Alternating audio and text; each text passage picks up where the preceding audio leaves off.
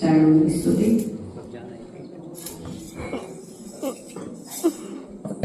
ओम नमो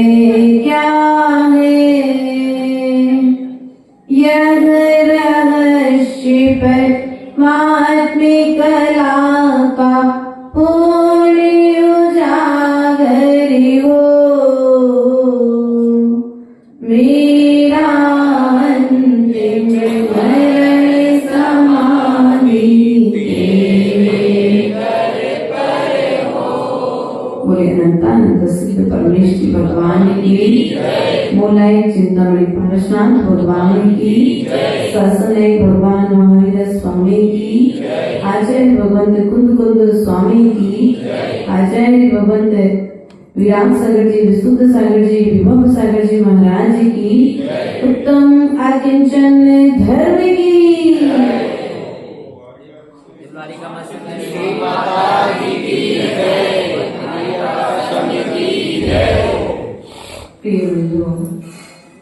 उत्तम आकिंचन धर्म हम सभी के बीच में, उत्तम त्याग, उत्तम तप और उत्तम आकिंचन और उत्तम संयम। संयम अर्थात अपने मन को विषयों में जाने से रोकना। संयम के पश्चात में कौन सा धर्म आया था? अर्थात जिस संयम को तुमने लिया है अब उसे अपनी संयमित भावनाओं के माध्यम से तपाना। जिस प्रकार से सोना तपता है और तपने के पश्चात वह स्वर्ण पने को प्राप्त हो जाता है। अब जो स्वर्ण पने को प्राप्त हुई वस्तु है उस वस्तु का त्याग कर देना। क्या कर देना? उस वस्तु का त्याग कर देना। और त्याग करने के पश्चात में आकंचन धर्म में आकर के कहता है जिस वस्तु का त्याग किया है उस वस्तु के त्याग के भाव का भी त्याग कर देना आकिंचन धर्म है। अर्थात ममत्व भाव, मूर्छा, क्या? मूर्छा भाव, ममत्व भाव, उस वस्तु के प्रति राग भाव। आज व्यक्ति के पास परिग्रह नहीं है लेकिन उस वस्तु को प्राप्त करने की जो मूर्छा है या जो वस्तु है उस वस्तु से राग कितना अधिक है। इसलिए आचार्यों ने कहा है आकिंचन धर्म आकर के कहता है कि जिन वस्तुओं का तुमने त्याग कर दिया है उस वस्तु के प्रति अब तुम त्याग का भाव भी त्याग कर दो कि मैंने उस वस्तु को त्याग किया है। शांति सागर भगवान आचार्य भगवंत रहे, महान आचार्य रहे। उनके जीवन में जब चरित्र चक्रवर्ती ग्रंथ पढ़ते हैं तो उस ग्रंथ में एक कथानक आता है कि आचार्य भगवंत शांति सागर महाराज का विहार चल रहा था और जब आचार्य भगवान विहार कर रहे थे तो विहार करते करते रात्रि हो गई और जब रात्रि हो गई तो अपने दिगंबर साधु रात्रि में विचरण सबको मालूम है ना। रात्रि के कुछ समय पूर्व ही अंधकार पृथ्वी पर फैले, सूर्य का अस्त हो उसके पहले ही वे किसी एक स्थान पर विश्राम के लिए रुक जाया करते हैं। ऐसे महान आचार्य शांति सागर महाराज रात्रि हो जाने के कारण वे एक स्थान पर रुक गए और जब रुक गए तो वो किसी बाबा की कुटिया थी। वो कुटिया बहुत अच्छी थी, ये बाबा को बहुत अच्छी लगती थी।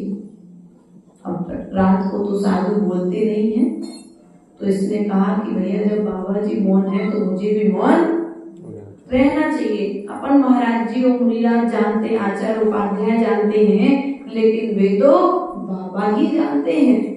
उन्होंने कहा जब ये बाबा जी मौन है तो अब इनसे कुछ बोलने से इनको साधना में परेशान नहीं करना चाहिए। उसने श्रावकों से कुछ जानकारी सुनकर के रखी थी कि रात्रि के समय में दिगंबर साधु पानी भी नहीं पीते हैं, किसी प्रकार की खाद्य सामग्री भी नहीं खाते हैं, अर्थात वे 24 घंटे में एक बार ही भोजन को ग्रहण किया करते हैं। इस प्रकार से उनकी साधना के विषय में उसने सुनकर के रखा था। तो रात भर वह मुनिराज के आचार्य भगवान के चरणों में बैठा रहा, उनकी वैयावृत्ति करता रहा और वैयावृत्ति करने के पश्चात में रात को समय होते वह सो गया। और प्रातः कालीन बेला में जब मुनिराज के विहार का समय हुआ वह मुनिराज के साथ में कमंडल लेकर के चलने लगा और कमंडल लेकर के चलते चलते उसने मुनिराज से कहा, भगवान जिस कुटिया में आप रुके थे वो कुटिया कैसी लगी? क्या जिस कुटिया में आप रुके थे वो कुटिया कैसी लगी? तो भगवान ने कहा कि हमें जिस कुटिया को छोड़ करके जाना है अब उस कुटिया से ममत्व भाव क्यों रखना पड़े, अर्थात ये कुटिया भी हमारे साथ में जाने वाली नहीं है। उसने कहा, बाबा ने कहा तो सही है। तो जाकर उसने मुनिराज को एक स्थान से दूसरे स्थान तक छोड़ा और जिस कुटिया में रहता था उस कुटिया को जाकर के तोड़ करके बताऊं, जब ये मेरे साथ में जाने वाली नहीं है तो मैंने इसको समाप्त कर दूं। और समाप्त करके पुनः महाराज जी के चरणों में पहुंचा और महाराज से कहा, महाराज मैंने कुटिया को तोड़ दिया। महाराज ने कुछ नहीं कहा। थोड़ी देर बाद बोला, महाराज सही सही बताना कुटिया कैसी थी? क्या सही सही बताना कुटिया कैसी थी? आपने कहा था कि ये कुटिया हमारे साथ में जाने वाली नहीं है, ये झोपड़ी हमारे साथ में जाने वाली नहीं है। मैं मानता हूँ, इसलिए मैंने उस कुटिया को छोड़ दिया, अर्थात तोड़ करके खत्म कर दिया। लेकिन अब एक बात का सच बता दो, वो कुटिया कैसी थी? कुटिया थी तो अच्छी ना, हम मुझे एसी नहीं यूज करना पड़ता था, गर्मी के दिनों में गर्मी नहीं लगती थी, ठंडी के दिनों में ठंडी नहीं लगती थी, बरसात के दिनों में पानी भी नहीं चूता था। महाराज इतनी अच्छी कुटिया थी। महाराज ने कहा, देखो बाबा तुमने कुटिया तो छोड़ दी, लेकिन कुटिया के प्रति जो ममत्व भाव था वो तो नहीं छोड़ पाए।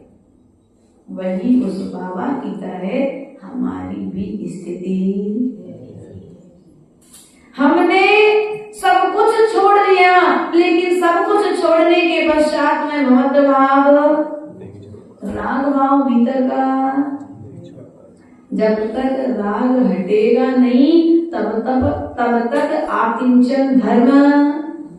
कह दिया हमने बोली ली, अच्छा करो ना, हमने बोली ली, अच्छा किया ना। अब सबको मालूम था, जितने लोग मंदिर थे सबने सुना था कि भैया ने आज बोली ली है सुलभ ने, लेकिन अब सुलभ को क्या है, थोड़ा सा राग भाव हो गया कि मेरी प्रशंसा हो जाए। तो प्रशंसा की भैया मैंने आज बोली ली मंदिर में, मैंने आज दान दिया मंदिर में, अरे जो दान तुमने दिया है ना, उस दान भाव का भी दान कर देना आकिंचन धर्म है। लेकिन दान करके जो तुमने अहंकार की चादर ओढ़ ली है, उस अहंकार की पूर्ति के लिए अब तुम अपने मुख से स्वयं अपनी प्रशंसा करने लग गए हो। तो आचार्य भगवान कहते हैं अभी तुमने दान नहीं किया है, अभी तुमने त्याग नहीं किया है, अर्थात त्याग का भी त्याग कर देना ही तो आकिंचन धर्म है। प्रिय बंधु, यहाँ पर पूजा लिखने वाले कहते हैं परिग्रह 24 भेद त्याग करे मुनि राज। कितने प्रकार के हैं परिग्रह? 24 प्रकार के हैं। 10 बोलो कितने हैं अंतरंग परिग्रह? बोलो अंतरंग परिग्रह कितने हैं और बहिरंग परिग्रह कितने हैं? 14 अंतरंग परिग्रह हैं और 10 बहिरंग परिग्रह हैं। अर्थात जो कसाय आदि हैं वे अंतरंग परिग्रह हैं। सोना चांदी वस्त्र मकान पुत्र पौत्र आदि जो है ये बहिरंग परिग्रह हैं। इस जीव ने अनादि काल से एकत्रित करके रखी है। तो आचार्य भगवान कहते हैं मुनिराज ने क्या किया? इन 24 परिग्रहों का बोलो तो अब जो मुनिराज ने छोड़ा है सुश्रावक जी परिग्रह 24 भेद त्याग करे मुनिराज जी। ये तो हमने पढ़ा है, लेकिन कहीं ये लिखा है कि जब मुनिराज जी त्याग करें तो श्रावक जी संग्रह करें। बोलो तो थोड़ा सा बोल दिया करो। कहीं लिखा है कि ऐसा ऋषभ, लेकिन हमारी प्रवृत्ति क्या है? भगवान ने जो जो छोड़ा है ना वो सब कुछ हमारे भोगने के लिए तो छोड़ा है। यदि मैं भोगूंगा नहीं तो भगवान को दुख होगा। ऐसी भी मिथ्या मान्यता को रखने वाले जीव वर्तमान पंचम काल में हैं। ये सब सामग्रियां हमारे भोग के लिए तो बनी है। यदि भोग के लिए बनी होती तो तीर्थंकर भगवान छोड़ के क्यों जाते? वे भोग को छोड़ करके योग की यात्रा क्यों करते? लेकिन हमारी मानसिकता कुछ विपरीत दिशा में है, क्योंकि हमारे पास सम्यक ज्ञान की कमी है। इसलिए अपने ज्ञान को सम्यक ज्ञान में परिवर्तित करने का पुरुषार्थ करिए, क्योंकि जब तक ज्ञान सम्यक ज्ञान नहीं होगा तब तक तुम्हारा परिग्रह परिमाण वृद्धि भी नहीं होगा। आकिंचन धर्म यहाँ पर आकर के कहता है कि मुनिराज को परिग्रह करना नहीं चाहिए और श्रावक को परिग्रह परिमाण के बिना जीवन जीना नहीं चाहिए। अर्थात प्रत्येक वस्तु का परिमाण। डॉक्टर साहब ने बहुत लंबी सी लिस्ट बना ली परिग्रह परिमाण की। कितने जोड़ी वस्त्र जीवन काल में पहनेंगे, कितने किलो सोना, कितने किलो चांदी, कितने मकान, कितने भोजन सामग्री में, कितने पहनने में, कितने ओढ़ने में, कितने हर प्रकार से हर वस्तु का दिग्भ्रष्ट चारों दिशाओं में कितने वर्ष से कितने दिन कितने घंटे में विहार करूंगा या गमन करूंगा। आज मुझे कहीं नहीं जाना है तो मेरा फलानी दिशा में जाने का त्याग। आकाश में कितनी ऊंचाई तक जाऊंगा, जमीन में कितनी नीचाई तक जाऊंगा। इस प्रकार चारों दिशाओं का परिमाण। देश जाऊंगा, देश में रहूंगा कि विदेश भी जाऊंगा।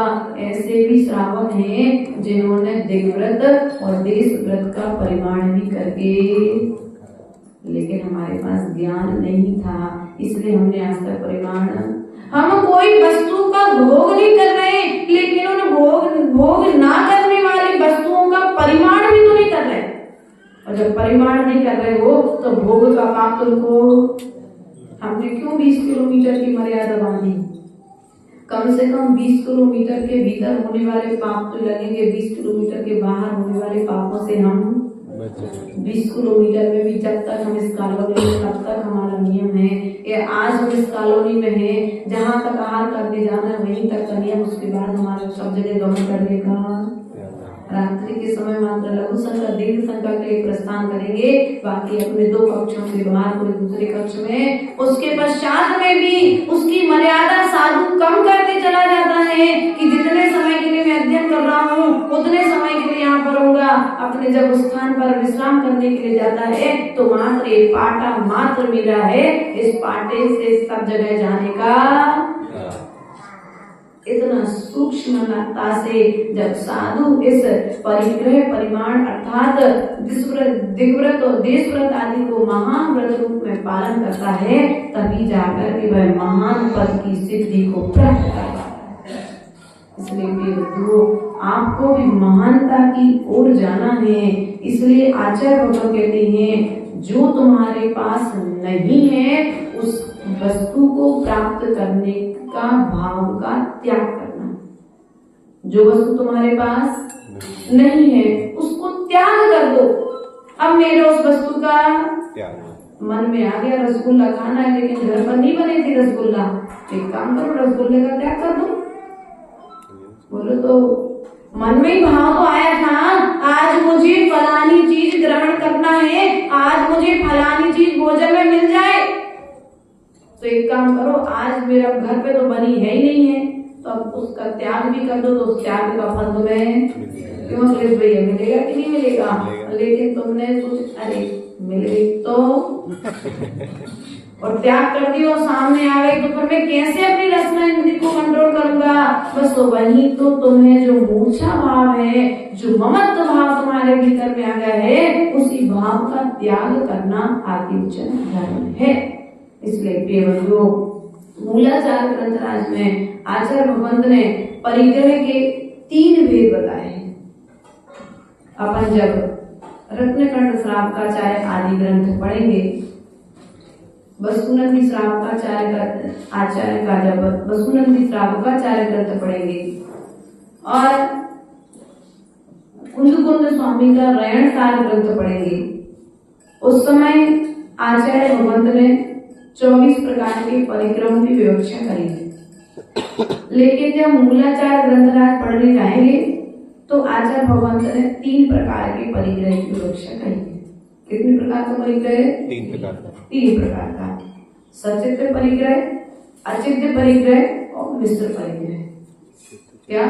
सचित्र, अचित्य और मिश्र। सचित्र, अचित्य और मिश्र।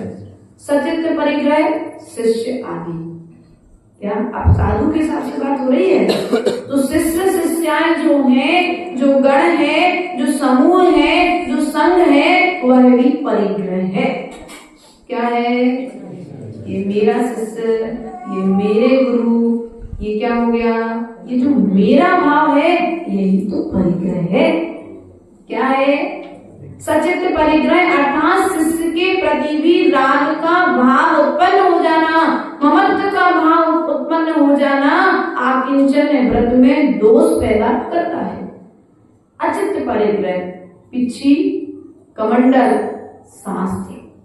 क्या? पिच्छी, कमंडल आदि जो हैं उन वस्तुओं के लिए आचार्य भगवंत ने अचित्त परिग्रह कहा है। क्या कहा है? अचित्त परिग्रह। अचित्र परिग्रह अर्थात ये तो हमको फलाने आचार्य का कमंडल है, 20 साल पुराना है भैया उसकी स्थिति तो देख लो, कहीं उस कमंडल में जीवों की उत्पत्ति तो नहीं हो गई, कहीं उस कमंडल में वो टूटने तो नहीं लगा है। लेकिन राग भाव भैया हम की खोनी छोड़कर हमारे गुरु जी की अंतिम निशानी है।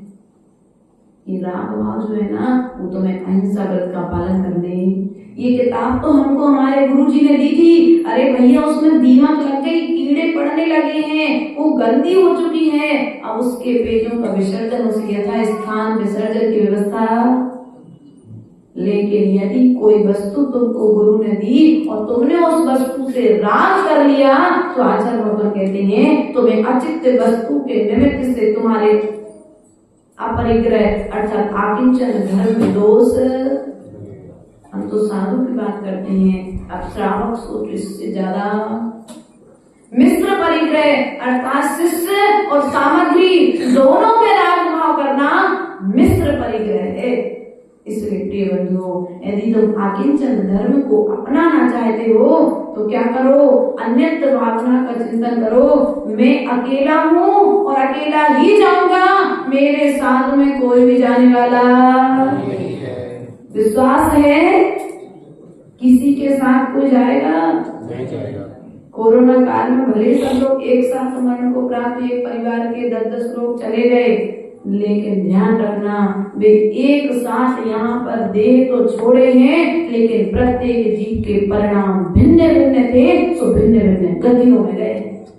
सब एक गतियों में, किसी ने समता के साथ मरण किया, किसी ने आकुलता व्याकुलता के साथ मरण किया है, किसी ने ममकार के साथ मरण किया, किसी ने वैराग्य भाव के साथ मरण किया है। आज व्यक्ति मरते मर जाता है, लेकिन ममत्व को त्याग नहीं कर पाता है, ममता का त्याग नहीं कर पाता है। इसलिए प्रिय बंधुओं, यदि मरना तो सबको एक दिन है, मरने के पहले भीतर के ममत्व का त्याग कर देना तो आकिंचन धर्म हो जाएगा। और जब तक ममता का त्याग नहीं होगा, तब तक तुम्हारे भीतर में आकिंचन धर्म आने वाला। एक राजा के राज्य में उसके पुत्र का मरण हो गया।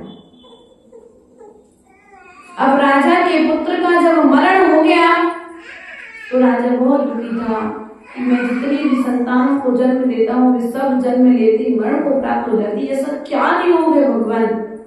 बहुत दुखी था, सब लोग बहुत दुखी थे। बताओ, आगे अगला राजपाट संभालने वाला युवराज जीवित नहीं रह पाता है। राजा ऐसा विचार करते करते करते करते अपने राज्य में आया और राज्य में आकर के वह अपने स्थान पर बैठा बैठा विचार ही कर रहा था कि उसकी नींद लग गई। और जब उसकी नींद लग गई तो नींद में वह दिखता है कि उसकी रानी ने 7 पुत्रों को जन्म दिया। कितने पुत्रों को? 7 पुत्रों को जन्म दिया है। वे 7 पुत्रों के साथ में वह खेल रहा है, वे 7 पुत्रों के साथ में वह नाना तरह की क्रीड़ाएं कर रहा है, वो बहुत प्रसन्न है। वह विचार करता है मेरा जीवन आज धन्य हो गया।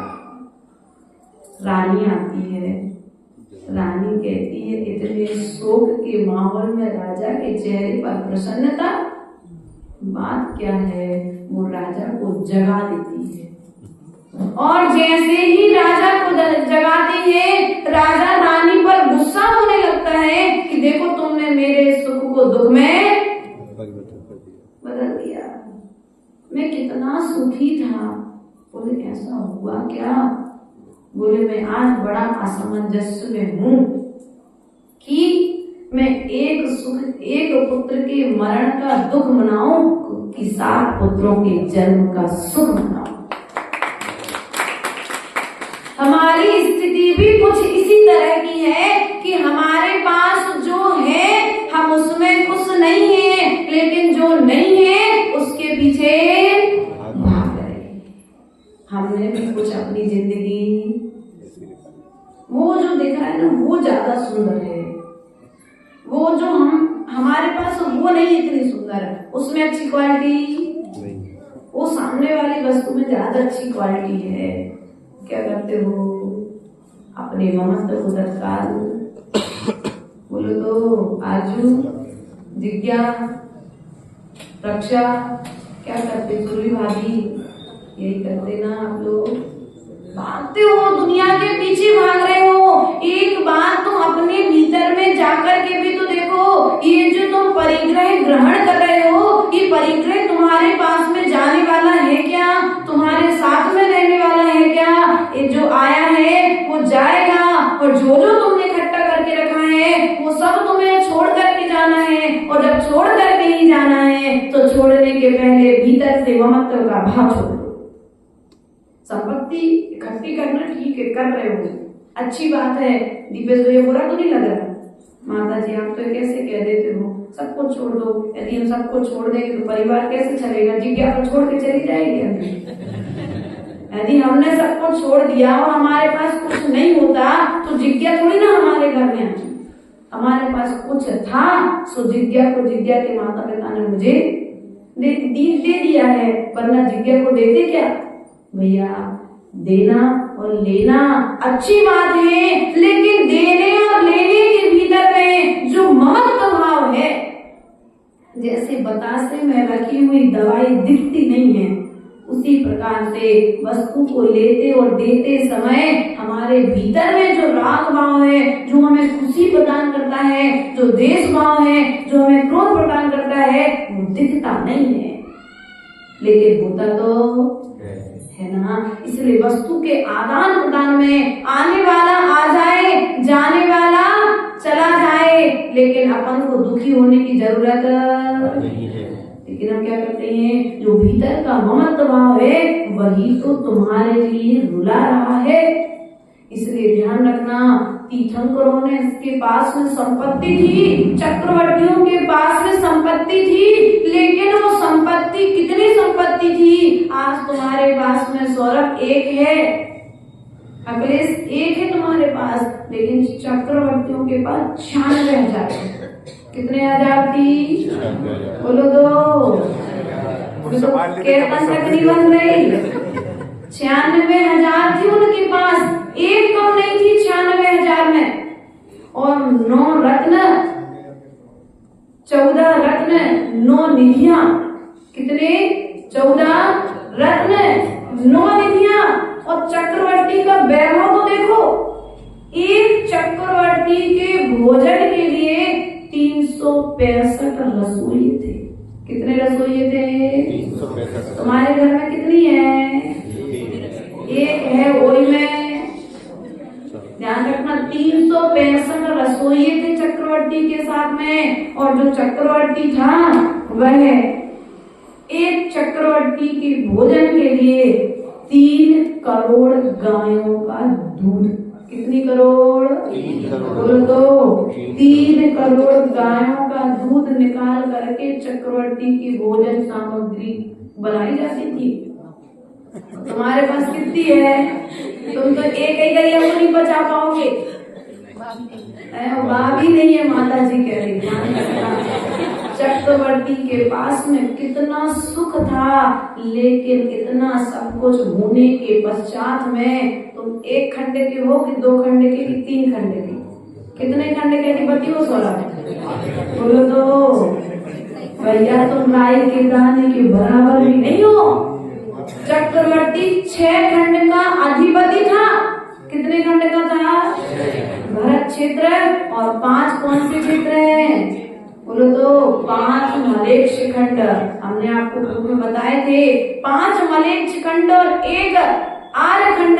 इस प्रकार से 6 खंडों का अधिपति, अर्थात जो पूरा मात्र भरत क्षेत्र आर्य खंड का जो माप बताया है, वो मात्र आर्य खंड का माप 526 योजन 6/19 प्रमाण बताया। बताओ, 5 और मलेच्छ खंड थे। ऐसे मलेच्छ खंड 6 खंडों का अधिपति होने के पश्चात में भी चक्रवर्ती के मन में बोलो तो उस वस्तु के प्रति में राग भाव। दर्पण में देखी काया, एक साथ दो छाया, इनमें कौन रूप मेरा, मैं रूप चिन्मय मेरा, पुद्गल तन के रूप सही। क्या शांतिनाथ भगवान जब चक्रवर्ती के रूप में थे तो दर्पण में अपनी काया को देख करके 2 छाया दिखी। किसी को उड़ते हुए बादल दिखे, बादलों में बनी आकृति विक्षेपित होते हुए दिखी, चमकती हुई बिजली को देख करके किसी ने मरण को देख करके वैराग्य को प्राप्त कर लिया। तीर्थंकरों को अपनी संपत्ति को छोड़ने में समय उस नीलांजना का नृत्य देख करके, अर्थात उसके मरण को देख करके आदिनाथ भगवान को वैराग्य, नेमिनाथ भगवान के लिए पशुओं का क्रंदन सुनकर के वैराग हो गया, तो मल्लीनाथ भगवान को जाति स्मरण होने पर वैराग हो गया। किसी को एक सफेद बाल देख करके वैराग हो गया। अरे इतनी बड़ी संपत्ति एक क्षण में छोड़ दी, बस वैराग ऐसे होता है। बिजली जैसे चमकती है तत्काल विलीन, वैराग उतने ही क्षण के लिए आता है। और यदि उस क्षण में तुमने अपने आप को संभाल लिया तो आगे बढ़ जाओगे, वरना तो रिटर्न टिकट है ही। इसलिए प्रिय बंधु, जब भी तुम्हारे भीतर में वैराग्य भाव आए तुम तत्काल आगे बढ़ जाओ। व्रत नियम संयम लेने का भाव आए उसे तत्काल धारण कर लो, विचार मत करो। जैसे बाजार में जाने के पश्चात में जो वस्तु तुम्हें पसंद आती है, तुम वस्तु में विचार नहीं करते हो, खरीदने में देर करते हो क्या? थोड़ा तो बोल दिया करो, कैसे हो जाते हो मन से। वस्तु को खरीदने में विचार करते क्या? फिर नहीं करते हो ना। अब पसंद आ गई है तो अब तो लेकर के, चाहे कीमत कितनी भी देना पड़े। उसी प्रकार से यदि मन में विचार आ गया है कि मुझे आज फलाना नियम लेना है, आज मुझे त्याग करना है, तो क्या करो? त्याग नहीं। त्याग करने के पहले माता जी पर जिज्ञासा पूछ लूं मैं, दीपक से कहेंगे दीपक त्याग कर दो, तो दीपक कहेंगे माता जी की एक बार जिज्ञासा तो पूछ लूं। अंकुर भैया से कहेंगे तो वे कहेंगे मैं अपनी पत्नी से तो पूछ करके आ जाऊं। ध्यान रखना, क्या नाम है? निधि की विधि, अंकुर की विधि निधि के आने पर मिलती है।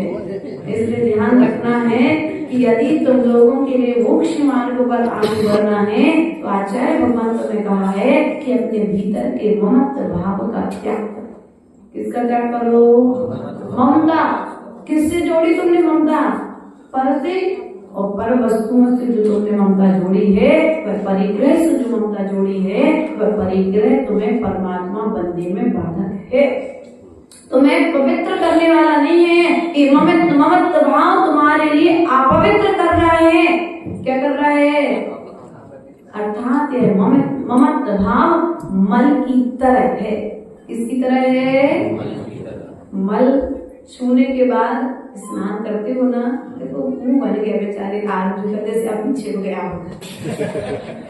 ध्यान रखना, मल यदि स्पर्श हो जाए तो तत्काल स्नान करने का भाव हो जाता है, गिलानी भीतर में आ जाती है। आचार्य भगवान कहती है परिग्रह क्या है? मल ही तो है जिसको तुमने जोड़ करके रखा है। छाबी का छल्ला कमर में लटका है, बिल्कुल कोई देख ना ले क्या रखा है घर में। ध्यान रखना, ममत्व भाव का त्याग कर दो, क्योंकि ये सब कुछ तुम्हारे साथ में जाने वाला नहीं है। पक्का विश्वास है? आज सबका घर का ध्यान रखना। कम से कम जितने समय जिनालय में आते हो उतने समय के लिए तो मंदिर घर का त्याग।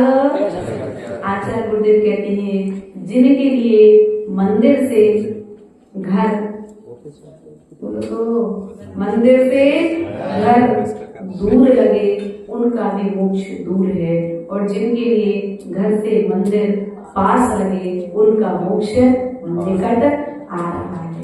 यदि तुम्हारे लिए लोग कहते हैं मंदिर आने के लिए माता जी मंदिर बहुत दूर है, लेकिन देखो तो भैया की बड़ी मामी जी बाजू में रहती है, जो उनके पैर में कितनी तकलीफ होने के पश्चात में भी सुबह मंदिर में हम आते हैं, दोपहर में और शाम को वे अपने पैर को थोड़ा सहारा देते देते संत निवास तक। विश्वास है कि मेरा कल्याण जिनवाणी को सुनने से ही होगा। इतना विश्वास है कि तुम हाथ पैर चलते इंसानों के यदि हो जाए तो शायद तुम लोग को संसार छोड़ने में समय, लेकिन अब भीतर विश्वास कब जागोगे? लेकिन जागना तो एक दिन पड़ेगा, क्योंकि जब तक जागोगे नहीं तब तक बोलो तो सवेरा होने वाला नहीं है। तुम्हारे हिसाब से सूरज तो 5 बजे ब्रह्म मुहूर्त में अपनी किरणों के साथ में उजाला पृथ्वी तल पर कर देता है, लेकिन तुम्हारे जीवन में उजाला तो तभी होता है जब तुम्हारी आंखें खुलती हैं। और आंखें कब खुलेगी? जब कोई अपना धोखा देगा, जब कोई अपना साथ छोड़ेगा, बोलो तो। क्योंकि व्यक्ति बात अच्छी बात करने पर व्यक्ति जागता नहीं है, लेकिन जब कोई अपना धोखा देता है तो व्यक्ति जागते हैं। नहीं हमें ऐसी पता होती तो हमें अब तो कम से कम इतना सब कुछ होने के बाद में भी व्यक्ति सावधान नहीं होता है। बताओ अब तुम्हारा मोह कब कम होगा? परिवार पुत्र ने घर से निकाल दिया, माँ को बिल्कुल छोड़ दिया, लेकिन फिर भी माँ का मोह है तो बेटा आखिर कछु नहीं है, हमें रिमोट आने तो निकालो। और दूसरे ने तो अरे माँ ये बच्चे ने तुमको घर निकाला था, अर्थात वो कहना चाह रहा था कि मैं तुम्हें घर से निकालूं, उसके पहले तुम अपने घर में प्रवेश कर जाओ। लेकिन आज के समय में यदि कोई बेटा अपने पिताजी से कह दे, श्रेयस पापा से कह नहीं देना कि दीक्षा ले लो, नहीं तो तुम्हारे पापा आके कहने कि क्यों बुरे लग रहे क्या हम तुम्हारी कमाई खार। आज के पिता ये कहेंगे, लेकिन पूर्व के समय में बैरागी जीव इतने भद्र परिणामी जीव हुआ करते थे कि उन्हें थोड़ा सा निमित्त और सहयोग मिला नहीं, उन्हें तत्काल वैराग्य पत्थर। लेकिन आज स्थिति क्या है?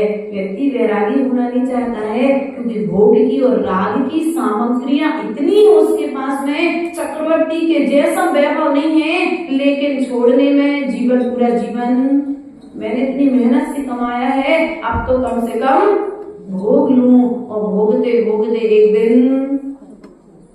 स्वयं मरण को प्राप्त हो जाते हो, उस वस्तु को भोग नहीं पाते हो। इसलिए प्रिय बंधुओं, वस्तु बुरी नहीं है, वस्तु के प्रति जो हमारा भाव है, ममत्व का भाव है, वह भाव हमें संसार में भटकाने वाला है। इसलिए वस्तु के प्रति राग का त्याग कर देना ही आकिंचन धर्म है।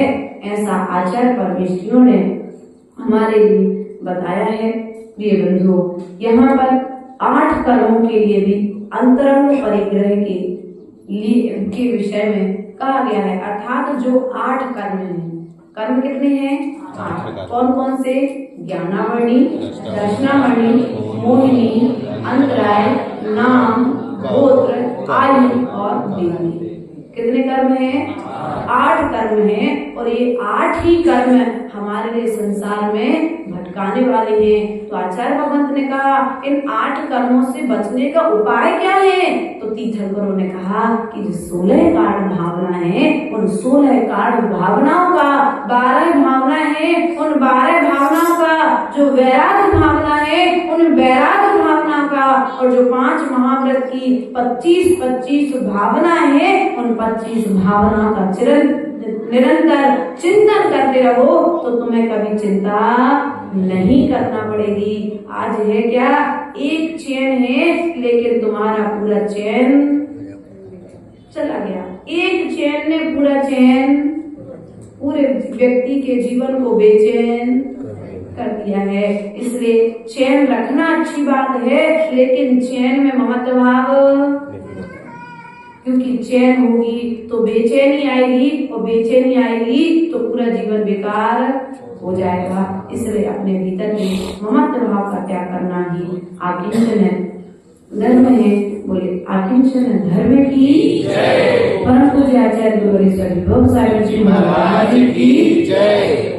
आत्मचिंतन का ये समय आया, आत्मचिंतन का ये समय आया, पाके नर्तन क्या खोया क्या पाया, आत्मचिंतन का ये समय आया।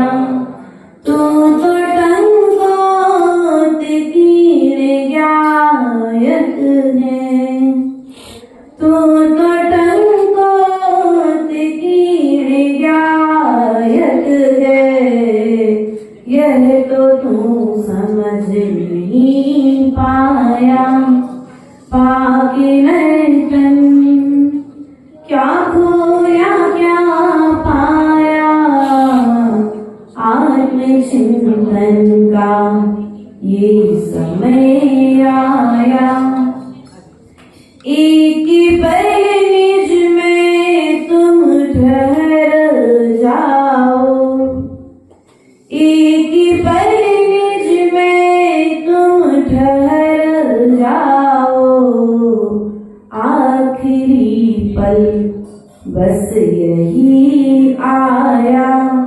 पाके रहे तन, क्या खोया क्या पाया, आत्मचिंतन का ये समय आया।